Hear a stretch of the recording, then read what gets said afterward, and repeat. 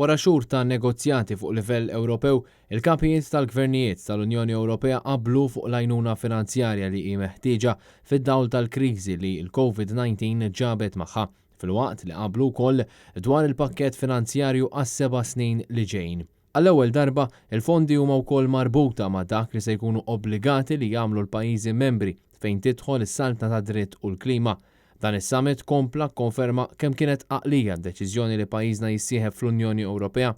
Malta issa se tkun qed tieħu 1.9 biljun euro għas-snin 2021-2027 u għajnuna ta' 327 miljun euro għal kontra l-effetti tal-pandemija.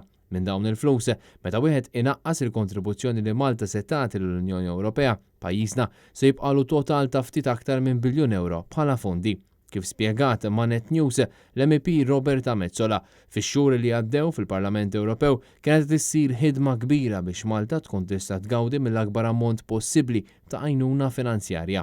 Id-diskussjonijiet seħħew f'dan il-kuntest speċjali għaliex l-Unjoni Ewropea għarfet li biex il-pajjiżi kollha isalvaw minn il-kriżi ekonomika li jista' jkun li nidħlu minħabba din il-pandemija ikollhom jintefqu iżjed flus. Imma din hija rebħa wkoll għall-Partit Nazzjonalista li dejjem emmen fil-fondi u l-proġetti Ewropej, dejjem ra li dawn il-fondi huma immirati biex jittejbu il-ħajjiet tal-Maltin u l-Awċin.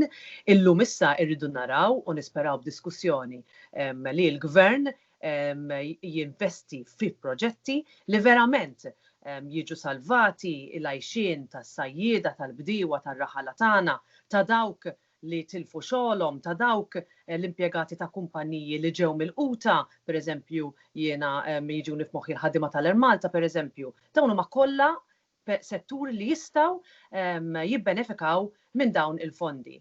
In-negozjati għadhom ma ntemmux u issa jmiss li fil-Parlament Ewropew jittieħed vot finali, votazzjoni li se ssir nhar il-ħamis li ġej. Dan il-ftehim ikompli jżid mal-miljuni kbar ta' fondi li pajjiżna kiseb sa meta Malta issieħbet fl-Unjoni Ewropea lura fl-2004 taħt it-tmexxija tal-Prim Ministru Edi Fenekadami u aktar tard taħt amministrazzjoni nazzjonalista mmexxija mill-Prim Ministru Lawrence Gonzi.